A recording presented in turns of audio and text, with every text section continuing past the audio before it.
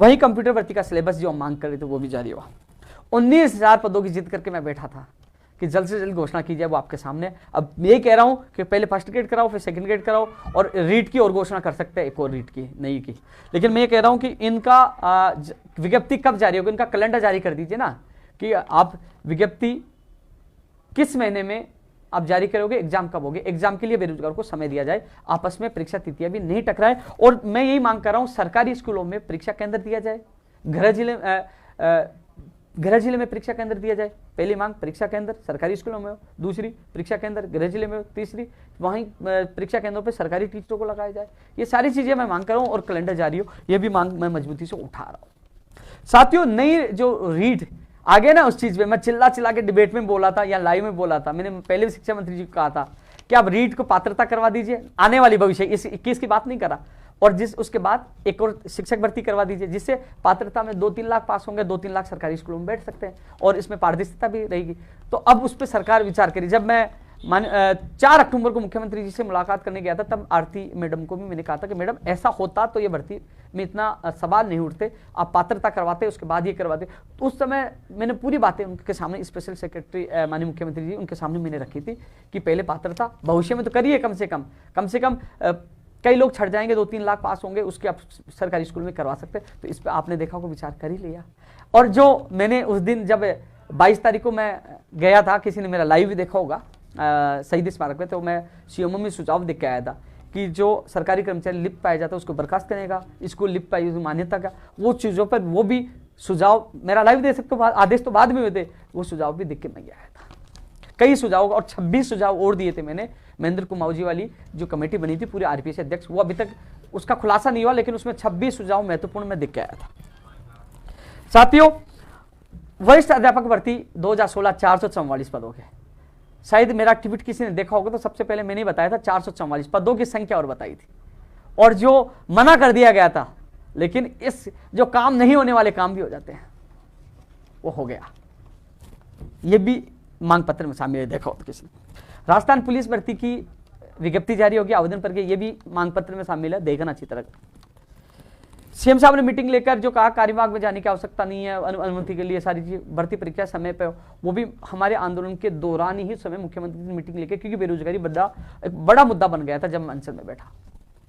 साथियों, डिप्लोमा का परिणाम भी आपके सामने जारी हो गया है, और अगले वीक में कोशिश करूंगा इनकी नियुक्ति प्रक्रिया के आदेश जारी करवाने के लिए डिप्लोमा जैन भर्ती के अभ्यर्थियों के लिए। 7, 8, 9 मांग हमारी हुई है, लेकिन और मांगों के लिए अभी संघर्ष जारी है। साथियों, इसके अलावा अधिकतर बातों का मैंने जवाब दिया है। मैं 2 मिनट मोबाइल भी चेक करूंगा, उसके बाद मुझे धरना स्थल पर मेरे साथियों से कई दिनों बाद मुलाकात होगी, क्योंकि 10 तारीख को निकल गया था, और आज तारीख आपको पता है, यानी कि आज 13 तारीख है, तो 10, 11, 12 और 13, 4 दिन बाद उनसे मुलाकात होगी। एक बार मैं कोई कमेंट देख लेता हूं साथियों, लेकिन यह जरूर है, आप सभी जो तमाम लोग लाइव देख रहे हैं, इसको तमाम ग्रुपों में आप डालोगे। जो यूट्यूबर है उनसे मेरा निवेदन है कि आप ज़्यादा से ज़्यादा आप लोगों तक पहुँचाएं, और सब लोगों तक ये वीडियो जाना चाहिए जिससे सच्चाई का पता चले, क्योंकि हवा में बात करना आसान है, दरअसल काम करना मुश्किल है। साथियों, आप बताइए कौन आपके साथ, में पूछना चाहता हूं, कोई है राजनेता? कोई पूछा दीपावली आप क्यों काली बना रहे हो, क्यों आप दशहरे पे आप बैठे, क्यों भैया दूज, पूछा क्यों? कोई आया साथ? अरे आप साथ नहीं आ सकते तो आप अलग से प्रदर्शन कर सकते थे, आप ट्वीट कर सकते थे, आप वीडियो बना के डाल सकते थे, मीडिया में बोल सकते थे, किसी ने पूछा। हालांकि कुछ लोगों ने कोशिश की थी, तो उनके पास 5-7 लोग अपने साथी आए, कोई आया नहीं, क्योंकि उन्होंने विश्वास पहले खो दिया। यहां लगातार संघर्ष तो कर रहे ना, रुका तो पड़ा हूं। और जो लोगों को और भी सवाल है, धरना स्थल पाइए, मैं जवाब दूंगा, हर बात का जवाब दूंगा। और साथियों, क्यों सीबीआई से मांग क्यों बदली गई, वो भी मैंने इस पे जवाब दे दिया, क्योंकि अलग से आंदोलन मेरे को उन लोगों के लिए भी करना था। नई भर्तियां आ रही है तो प्रदेश के बेरोजगारों को भी फायदा हो रहा है ना, लंबित भर्तियां पूरी हो तो कई परिवारों में खुशी आएंगी, वो भी बेरोजगार, उनके लिए लड़ रहा हूं। हाँ, एक चीज यार मैं भूल जाता, याद आ गई, जो चीज मुझे बोलनी चाहिए थी, जो चीज मैंने जो अब इसमें बोल नहीं पाया, लास्ट में याद आ गई, नहीं तो वो धरने पे जाते वो मिलते। विशेष शिक्षक जो 3 लाख से ज्यादा दिव्यांग बच्चे स्कूलों में पढ़ रहे, 36% ड्रॉप आउट हो गया, और सारा मामला सोशल मीडिया पे उठा हुआ है।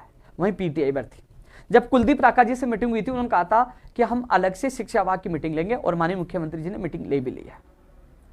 यानी कि जो अब मीटिंग हुई है, यानी कि कल जो मीटिंग हुई है शिक्षा विभाग की, अब वो उस मीटिंग में क्या हुआ, जब हम संघर्ष हम कर रहे हैं, वार्ता के लिए बुलाएंगे तब, क्योंकि विशेष शिक्षकों की मांग कर रहे हैं। जो रीट शिक्षक भर्ती 2021 में 31,000 पद हैं, पद और भी खाली है, पद बढ़ाते हुए, और इसमें 5,000 पदों की अभ्यर्थी मांग कर रहे हैं, तो उनके लगातार मैं साथ दे रहा हूं, उनकी मांग पूरी की जाए। और वो धरना स्थल पर बैठे हैं, वो लोग लगातार पूरा सहयोग कर रहे हैं, अच्छे लड़के हैं, मजबूत लड़के हैं, पूरा सहयोग कर रहे हैं।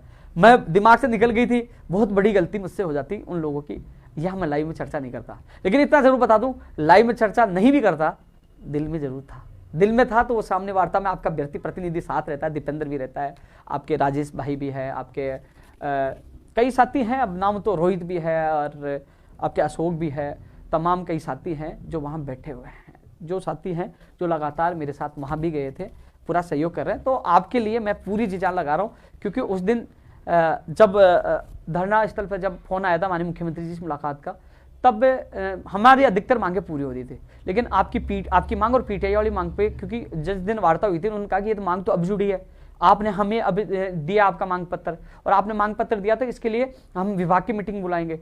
तो उस समय वो समस्या का हल नहीं हो रहा था, इसलिए हम बैठ गए, चलो ठीक है, इनकी भी जिद थी कि हमें आदेश चाहिए, और मैंने कहा आपको भी न्याय मिले, आप मेरे पास आए तो कहने के आपको भी न्याय मिले, आपके चेहरे भी खुश है। तो आपके लिए पूरी जी जान से लड़ रहे हैं, परिणाम जो जीत है ना आपकी भी होगी, चिंता मत कीजिए, हम लड़ रहे हैं, परिणाम भी मिलेगा। तो विशेष शिक्षकों के जो अभ्यर्थी है, आपको विशेष इसलिए धन्यवाद कि आप अच्छी तरह वहाँ डटकर सामना कर रहे हो और पूरा साथ दे रहे हो, आपको बहुत बहुत धन्यवाद।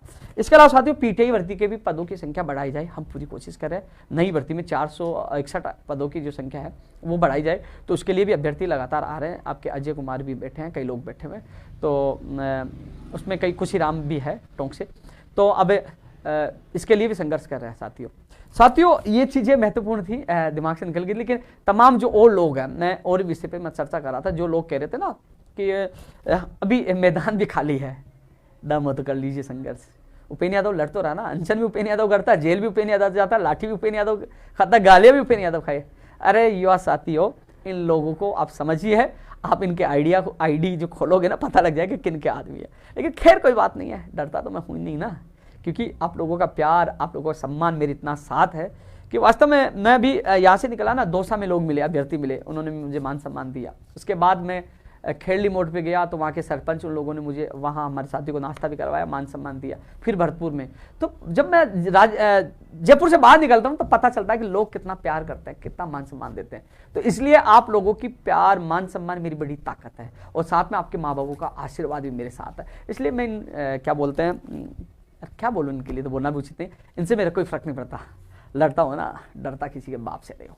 और ये और कह रहा था मैं आप लोगों से साथियों, इसको ज़्यादा से ज़्यादा शेयर करना है, और तमाम जो भर्तियों की मैं चर्चा कर रहा हूँ उनसे मैं कहना चाहूँगा, आप धरना स्थल पे पूछे। और एक मैसेज मुझे और मिला था कि रीट 2021 में पदों की संख्या 50,000 करवाई जाए, बढ़ाने की मांग कई अभ्यर्थी कर रहे हैं। जैसे सीबीआई की जांच हुई ना घर बैठे रजाई में, ऐसे आप भी घर बैठे रजाई मत करिए। आपको मैं कह रहा हूँ, कल पूछे धरना स्थल पे, मैं तो हर व्यक्ति का सहयोग करना चाहता हूँ, लेकिन हम चाहते बोले उपेन्द्र यादव भी बैठा रहे अपनी मांगे, ऐसा नहीं होगा। आप आओगे तो पूरा सहयोग करूंगा, पूरा साथ दूंगा, घर से तो निकलना पड़ेगा ना आप, इसलिए घर से निकलिए। धरना स्थल पे मैंने ट्वीट भी किया था कि आप 14 तारीख को पूछिए, कल 10 बजे पूछिए, आप आओगे, साथ रहोगे तो मैं पूरा साथ दूंगा और आपको न्याय भी मिलेगा। आप साथ नहीं आओगे तो घर बैठे तो कुछ नहीं होगा भैया, घर पे ट्रेंड ट्यूटर खेलते रहना और रजाई उठ के सोते रहना। और यदि कुछ पाना है तो घर से निकलिए, रजाई फेंकिए, बस्ता उठाइए, उठिए, कपड़े 1-2 जोड़ी डाले, बोले हम सही दिस मार के जा रहे हैं, कुछ लेकर आएंगे, बैठेंगे, लड़ेंगे यार। सर्दी में हम भी बैठे हैं ना, 30 दिन हो गए ना, हार थोड़ी माने, 30 दिन क्या 300 दिन बैठना पड़े, बैठेंगे, लेकिन पीछे नहीं हटेंगे, इस बार जीत कर उठेंगे। आसपास नहीं, परिणाम।